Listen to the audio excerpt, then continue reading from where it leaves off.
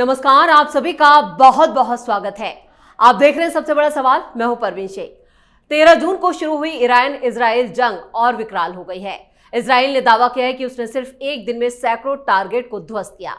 Israel के हमलों में ईरान को भारी नुकसान हुआ है। ईरान के परमाणु और सैन्य ठिकानों पर हमले से भारी तबाही की तस्वीरें अब सामने आ रही है।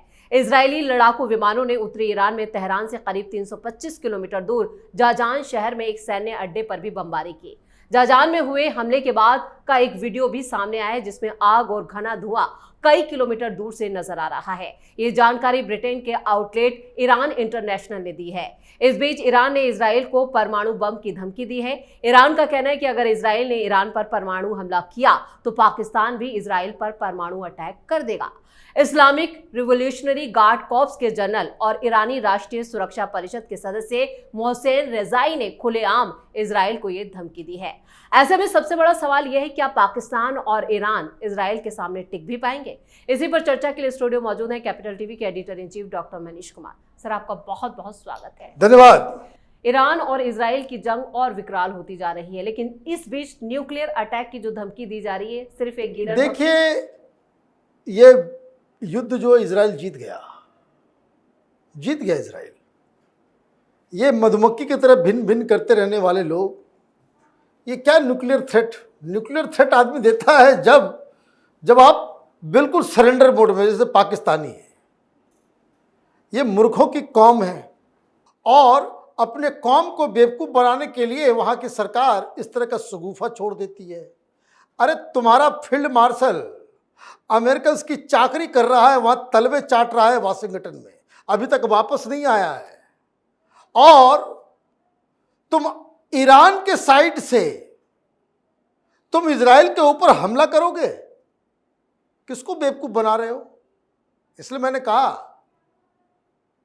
कि मूर्खों की कौम है ये। कोई पढ़ा लिखा आदमी नहीं है वहां पे क्या? वहां की सरकार, भाई आप रूस से रिश्ता बढ़िया करना चाहते हो, सैलरी नहीं थी, तुमने जो है यूक्रेन को जो है 155 mm वाला जो है वो आपने असला जो है वो सप्लाई किया। यूक्रेन जो गोलीबारी कर रहा है वो पाकिस्तानी 155 mm से। और गाजा के अंदर में जो तबाही मची, इजरायलियों को भी तुमने 155 एंड 122 mm का असला दिया। बकवास कर रहे हो? मुसलमान सब एक हो जाओ। ये तो हिंदुस्तान में भी जो तमाम सेकुलर पार्टियां हैं, ये हिंदुस्तान के मुसलमानों को भी ऐसे ही पट्टी पढ़ा रही है। कांग्रेस पार्टी अचानक से, ये पता नहीं है गांधी परिवार को क्या हो गया है, गाजा तो ये तो वो, कोई बताता है कि यूपीए सरकार के दौरान इजराइल के सबसे बड़े हथियारों का खरीदार हिंदुस्तान बन गया। सोनिया गांधी जाकर के पूछो। तुम इजराइल की इकॉनमी बढ़ा रहे हो, सारी जगह से हथियार खरीदना बंद हो गया था। इजराइल हथियार बेचता है, इसलिए इजराइल है। तो इजराइल का सबसे बड़ा खरीदार कौन था यूपीए के दौरान में? ये कांग्रेस पार्टी। यूपीए से पहले तो रिश्ते ही बन रहे थे, रिश्ता तो था ही नहीं, सामान खरीदना तो दूर। और अभी जो है वो मुसलमानों को टोपी पहनाया जा रहा है, ऑल आइज ऑन गाजा और मनी कमिंग फ्रॉम तेल अवीव, है ना। मूर्खों का क्या बताया जाए। और सब खड़े हो जाएंगे, मुस्लिम उम्मा। मालूम है क्यों हारा है ईरान? क्यों हेकड़ी निकल गई? ईरान तो अपना एक भी फाइटर प्लेन चला ही नहीं पाया। रात में मार मार के तेहरान को धुआं उड़ा दिया इजरायलियों ने और क्लेम कर लिया कि सारे ईरान के ऊपर एयर स्पेस जो है उस पे इजराइल का कब्जा हो गया। तुम्हारा एक प्लेन इजराइल नहीं पहुंच सका। क्यों मालूम है? क्योंकि बीच में एक और देश है, जॉर्डन, मुस्लिम कंट्री है। यहां मौलवी मौलाना जो है दाढ़ी टोपी लगा करके मूर्खों की जमात पता नहीं क्या क्या पब्लिक को बेवकूफ बनाते हैं। जॉर्डन मुस्लिम देश है। इजराइल के लिए उसने खुला छोड़ दिया, बिना जॉर्डन को क्रॉस किए हुए ईरान इजराइल नहीं पहुंच सकता और बिना जॉर्डन के इजराइल ईरान नहीं आ सकता, बीच का देश है। जैसे अफगानिस्तान पाकिस्तान क्रॉस करके ही आप जा सकते हैं जी। तो जॉर्डन ने क्या किया? जॉर्डन के मुसलमान तो हिंदुस्तान के मुसलमान को मुसलमान भी नहीं मानेंगे। जॉर्डन ने कहा इजराइल हमारे एयर स्पेस को इस्तेमाल कर सकता है, इसलिए उड़ उड़ के 200 जहाज जो जा रहा है ईरान को मार रहा है और वहां के एयर स्पेस को पूरा कब्जा कर लिया। और ईरानी पहले दिन जो है वापस वो डॉग फाइट करने के लिए घुसे तो जॉर्डन ने ही ईरान के हवाई जहाज को उड़ा के खत्म कर दिया। और यहां जड़ी बूटी दिया जा रहा है मुसलमानों को।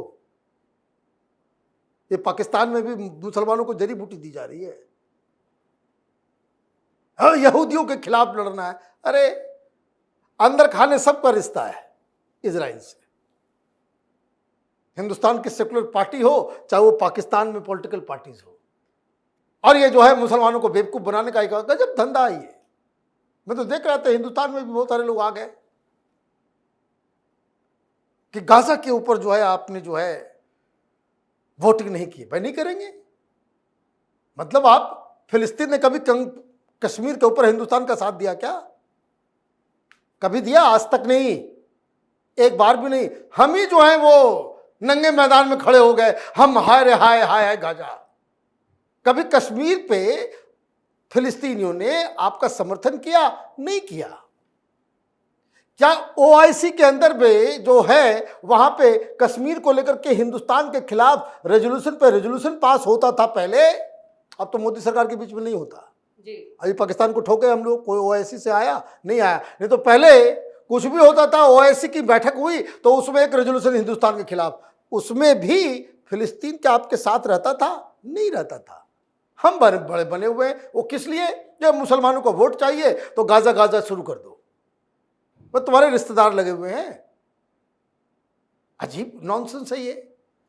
तो अभी क्या हो रहा है ईरान के अंदर में?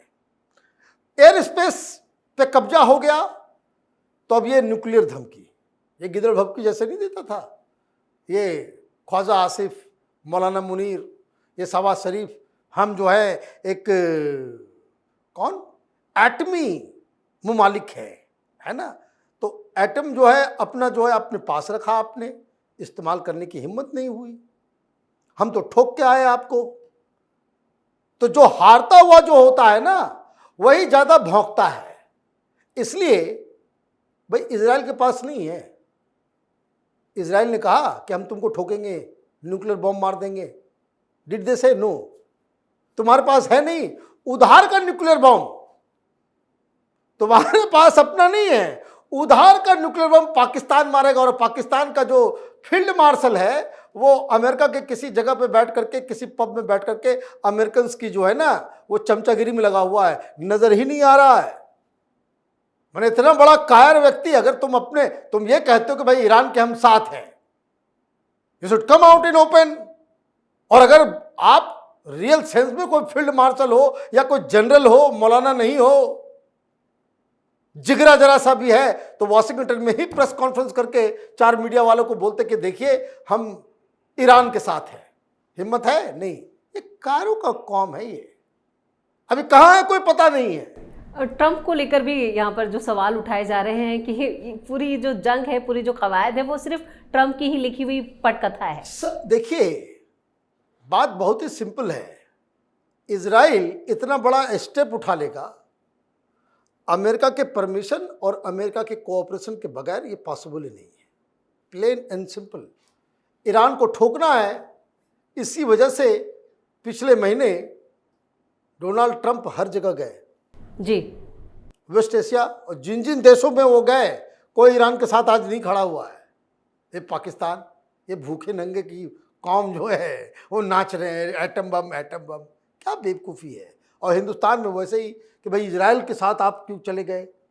अरे भाई इजराइल हमारा दोस्त है।